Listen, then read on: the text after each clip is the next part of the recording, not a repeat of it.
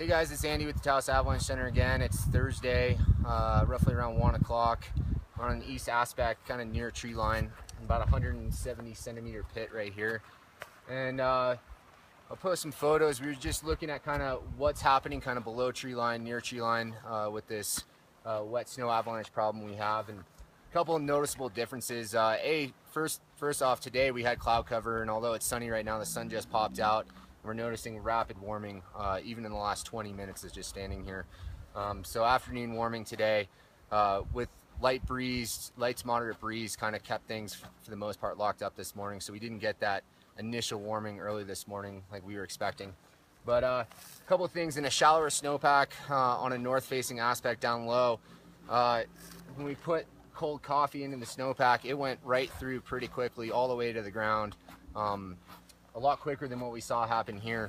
But basically on that shallower snowpack below tree line, we're not seeing evidence of melt freeze layers like we do up here. And so because of that, we're seeing that free water is available to just move freely through the snowpack and get down to those facets, and we're punching in all the way to the ground. Whereas up here, we're staying a little bit more on top. We do have evidence of melt freeze layers. Right here is kind of the first obvious one, and it's kind of a little bit of a percolation column. What we notice is when water moves through this snowpack, it's going to take the path of least resistance, so it's not going to travel evenly. But what we did notice is it traveled down here and it hit this crust right in here, and that's basically where it stopped pooling. Didn't make it all the way down to the ground.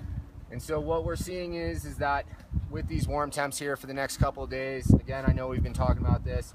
Yesterday, you can see this is pretty much where we got to yesterday. Today, we'll see we're getting a late start, but tomorrow, Saturday, more record-breaking temperatures. As water starts moving down with no freeze at night like we had last night again, we're starting to see water start percolating down in. And right here, we got a crust that we could potentially get this whole slab to move. And then down here, we still have wet facets that are really easy to put your hand into, make a snowball. So one of the concerns here is that if we are able to get this to move, especially right time, right slope, no freeze overnight, we get this to move down, it has the potential then to step down onto these wet facets that are weak down low. So please stay heads up out there, you guys. I know today it didn't soften up as quickly as we were expecting.